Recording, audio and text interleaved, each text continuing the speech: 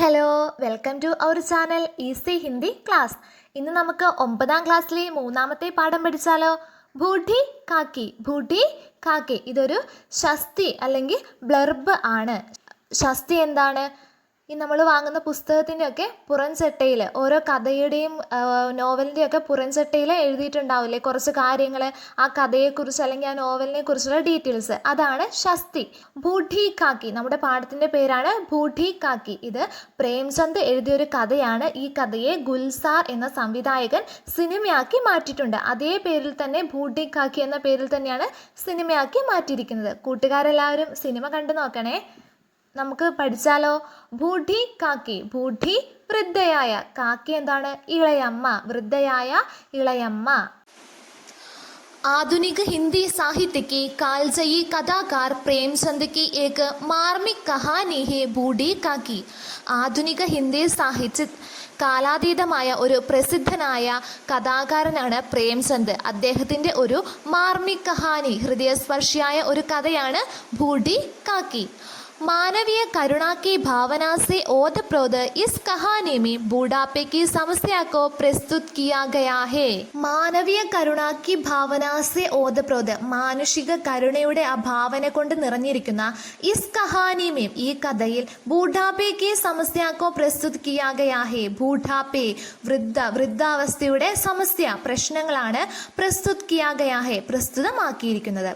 वृद्धजनों की जायदाद संपत्ति लेने के बाद उनकी उपेक्षा करने वाले सामाजिक यथार्थ की ओर कहानी इशारा करती है.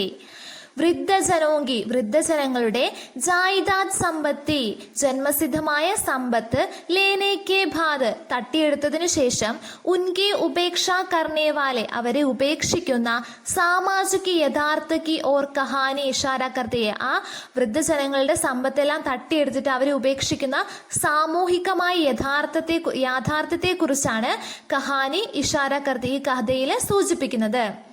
बूढ़ी काकी को विधवा हुए 5 वर्ष हो चुके हैं. ബൂഢി കാക്കി വൃദ്ധയായ ഇളയമ്മ വിധവയായിട്ട് 5 വർഷം ആയി. ഉസ്കെ ജവാൻ ബേട്ടെ കി ബി അകാൽ മൃത്യു ഹുയി. ഉസ്കെ അവരുടെ ജവാൻ ബേട്ടെ യുവാവായ മകനും മരണമടഞ്ഞു. इस संसार में बूढ़ी को अपना कहने वाले कोई नहीं. इस संसार में, ഈ ലോകത്തില് വൃദ്ധയ്ക്ക് അപ്പന കഹനെ വാല കോയി നഹി, സ്വന്തമെന്ന് പറയാൻ ആരുമില്ല. കാക്കി अपनी सारी संपत्ति भतीजे के नाम करवाकर उसके साथ रहती थी. കാക്കി അപ്പനി സാരി സമ്പത്തി, ഈ വൃദ്ധയായ സ്ത്രീ തൻ്റെ മുഴുവൻ സമ്പത്തും, സമ്പത്ത് ഭതീജയ്ക്ക് നാം, ഭതീജെ സഹോദരന്റെ പുത്രൻ, മരുമകന്റെ പേരിൽ, കറുവാക്കർ ചെയ്തിട്ട് സഹോദരന്റെ പേരിൽ എഴുതി കൊടുത്തിട്ട്, ഉസ്കെ സാത്ത് രഹതീതി അവരുടെ കൂടെയാണ് താമസിക്കുന്നത്. ഇൻസാൻ കെ ലാലച്ച് കി കോയി സീമ നഹി ഹോത്തി. ഇൻസാൻ മനുഷ്യൻ, ഇൻസാൻകെ മനുഷ്യന്റെ, ലാലച്ച് അത്യാഗ്രഹത്തിന്, കോയി സീമ നഹി ഹോത്തി അതിരുകളെയില്ല, മനുഷ്യന്റെ അത്യാഗ്രഹത്തിന് അതിരുകളില്ല. ബുദ്ധിറാം ഔർ രൂപ अपने काके के प्रति तब तक बहुत अच्छे रहते हैं जब तक कि वह उन्हें अपनी सारी संपत्ति उपहार में नहीं दे देती. ബുദ്ധിറാം ഔർ രൂപ, ബുദ്ധിറാമിനും രൂപയ്ക്കും തങ്ങളുടെ ഇളയമ്മ അവരുടെ സമ്പത്ത്, ഇളയമ്മയുടെ സമ്പത്ത് ഇവർക്ക് നൽകുന്നത്രയും കാലം വരെ വളരെ നല്ല ആളായിരുന്നു. അവർ വളരെയധികം സ്നേഹത്തോടെ നോക്കിയിരുന്നു, പരിഗണിച്ചിരുന്നു.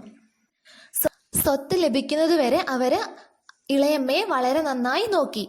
വേ ലോഗ് ബാത്ത് ബാത്ത് പർ ബൂഢി കാക്കി കാ അപമാൻ ഔർ തിരസ്കാർ കർത്തേ थे. അവരുടെ സംസാരത്തിനിടയ്ക്ക് ആ ഇളയമ്മയെ അപമാനിക്കുകയും തിരസ്കരിക്കുകയും ഒക്കെ ചെയ്യാറുണ്ട്. ബർ പേഡ് ഭോജൻ, വയറു നിറയെ ഭക്ഷണം പോലും കിട്ടാത്ത അവസ്ഥയായി.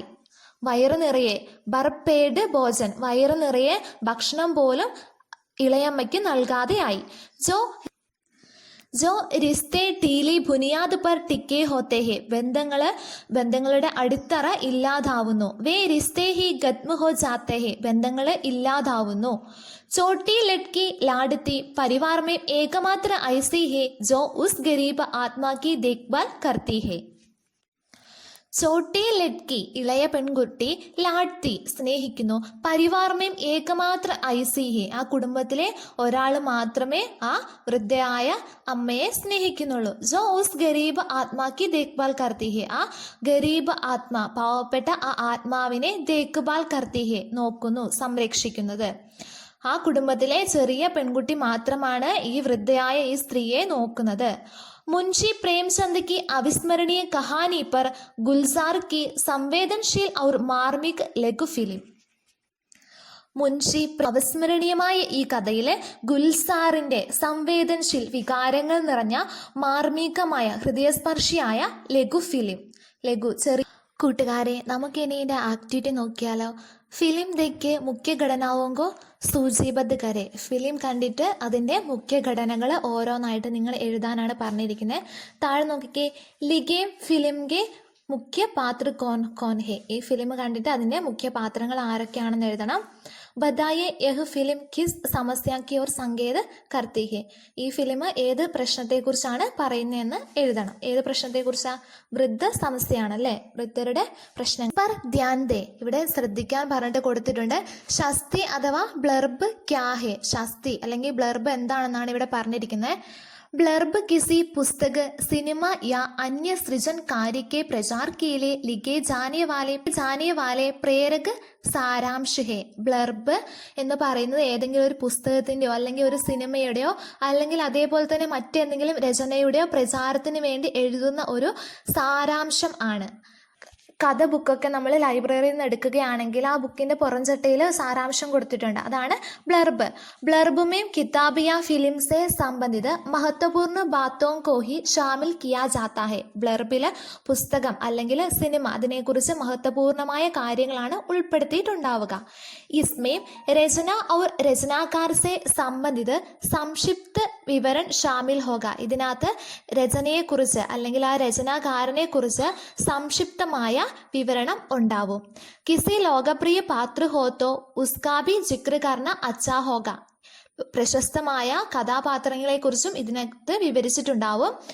ബ്ലർബ് ആം തൗർ പർ കിതാബ് യാ പ്രചरण സാമഗ്രി के പിച്ചലെ ആവരൺ പൃഷ്ഠ പർ ചപ്പാ ജാത്താ ഹെ. ബ്ലർബ് സാധാരണയായിട്ട് പുസ്തകത്തിൻ്റെ അല്ലെങ്കിൽ എന്താണ് പ്രചരിപ്പിക്കുന്ന ആ സാധനത്തിൻ്റെ പുറംചട്ടയിൽ അച്ചടിച്ചിട്ടുണ്ടാവുന്ന കാര്യമാണ് ബ്ലർബ്. ब्लर्ब के छपने का मुख्य उद्देश्य रचना की तरफ पाठक या दर्शक को आकर्षित करना है. ഈ ബ്ലർബ് അച്ചടിക്കുന്നതിന്റെ മുഖ്യ ഉദ്ദേശം എന്ന് പറയുന്നത് ആ രചനയിലേക്ക് ആകർഷിക്കുക എന്നതാണ്. ब्लर्ब पढ़ते ही पाठक या दर्शक किताब पढ़ने या फिल्म देखने के लिए प्रेरित हो जाए. ഈ ബ്ലർബ് വായിച്ചതിന് ശേഷം വായനക്കാരൻ അല്ലെങ്കിൽ കാണികൾ ഈ പുസ്തകം വായിക്കാനോ അല്ലെങ്കിൽ ഫിലിം കാണാനുള്ള പ്രേരണ അവർക്ക് ഉണ്ടാവുന്നു. इस दृष्टि से देखा जाए तो ब्लर्ब स्वयं ही एक सृजनात्मक कार्य है. ഈ ദൃഷ്ടിയിൽ നോക്കുകയാണെങ്കിൽ ബ്ലർബും ഒരു രചന പോലെ തന്നെയാണ്. इसकी भाषा और प्रस्तुति की शैली अनोखी हो ताकि पढ़ते ही पाठक പ്രതി ആകർഷിത ഹോ ജായേ. ഇതിൻ്റെ ഭാഷ, അതിൻ്റെ പ്രസ്തുതി, അതിൻ്റെ ശൈലിയെല്ലാം വളരെ മനോഹരമായിരിക്കണം. വളരെയധികം മനോഹരമായെങ്കിൽ മാത്രമേ വായനക്കാർ അതിലേക്ക് ആകർഷകമാവുകയുള്ളൂ. അടുത്ത പേജിൽ കിതാബ് കി ശസ്തി കാ യഹ് നമൂന പഠേ. കിതാബിൻ്റെ ശസ്തി രൂപം കൊടുത്തിട്ടുണ്ട്. കിതാബ് കെ പ്രേംചന്ദിന്റെ പ്രസിദ്ധമായ രചനയായ ഗോദാനെ കുറിച്ചുള്ള ഒരു ബ്ലർബാണ് നോക്കാം. गोदान प्रेमचंद के उपन्यासों में एक तरफ तो किसान जीवन का विशद चित्र मिलता है. പ്രേംചന്ദിന്റെ നോവലുകളിൽ കൃഷിക്കാരെ കുറിച്ചിട്ടുള്ള വിശുദ്ധമായ ഒരു ചിത്രം നമുക്ക് ലഭിക്കുന്നുണ്ട്. വഹി दूसरी ओर उसमें पतनशील और उदीयमान सामाजिक शक्तियों की असाधारण पहचान दिखाई देती है. കർഷകരുടെ ദയനീയ അവസ്ഥ ഭൗതിക ശക്തികളെയും തിരിച്ചറിഞ്ഞ് അതിനെയും ചിത്രീകരിച്ചിട്ടുണ്ട് അദ്ദേഹത്തിന്റെ രചനകളിൽ. ഗോദാൻ അനേക അർത്ഥവുമേ സർവദാ അനൂഠി രചനാകെ. ഗോദാൻ അനേക അർത്ഥങ്ങളിൽ വളരെയധികം ശ്രേഷ്ഠമായ ഒരു രചനയാണ്. इसमें मुनाफे और मेहनत की दुनिया के बीच गहराती घाई को उन्हें बड़ी भारी से चित्रित किया है. ഇതിനകത്ത് മെഹനത്ത് അധ്വാനത്തിൻ്റെ മഹത്വത്തെക്കുറിച്ചാണ് വളരെ ആഴത്തിൽ അദ്ദേഹം ചിത്രീകരിച്ചിരിക്കുന്നത്. ഗോദാൻ में अनेक किसान पात्रों को उभार कर रखने के बदले उनका ध्यान ഹോറി पर കേന്ദ്രിത. അനേകം കർഷകരെ ഉൾപ്പെടുത്താതെ മറിച്ച് ഹോറിയിലാണ് അധികം ശ്രദ്ധ അദ്ദേഹം കേന്ദ്രീകരിച്ചിരിക്കുന്നത്. അതായത് ഈ ഗോദാൻ എന്ന നോവല് ഉപന്യാസത്തിൻ്റെ ശ്രദ്ധാകേന്ദ്രം എന്ന് പറയുന്നത് ഹോറിയാണ്. उसके चरित्र में उन तमाम किसानों की विशेषताएं मौजूद है. എല്ലാവരും और महाजनों की धीमे धीमे किंतु बना रुके चलने वाली चक्की में पिसने के लिए अभिशप्त है. ഓരോ അകപ്പെട്ടു പോകുന്ന ജന്മിമാരുടെ ക്രൂരതകളെല്ലാം സഹിക്കേണ്ടി വരുന്ന കർഷകൻ്റെതായ ഒരു സ്വഭാവ സവിശേഷതയാണ് അദ്ദേഹത്തിൻ്റെതായി ഇവിടെ ചിത്രീകരിച്ചിരിക്കുന്നത്. ബാർ ബാർ പഠനെ കെ ബാദ് ഭി ഇസ് കഹാനി കി താജഗി ഖത്മ നഹി ഹോത്തി യഹ് ഇസ്കി മഹാനതാ ഹെ. ഇന്ന് പറയുന്നത് ഒരുപാട് തവണ ഇത് വായിച്ചാലും അതിൻ്റെ പുതുമ നഷ്ടപ്പെടുന്നില്ല എന്നുള്ളതാണ്. ഇതിലൂടെ നമുക്ക് ഒരു ബ്ലർബിൻ്റെ പൂർണ്ണമായ രൂപം മനസ്സിലാക്കാൻ വേണ്ടി സാധിക്കുന്നുണ്ട്. കൂട്ടുകാരെല്ലാവരും ദയവ് ചെയ്ത് സബ്സ്ക്രൈബ് ചെയ്ത് സപ്പോർട്ട് ചെയ്യണേ.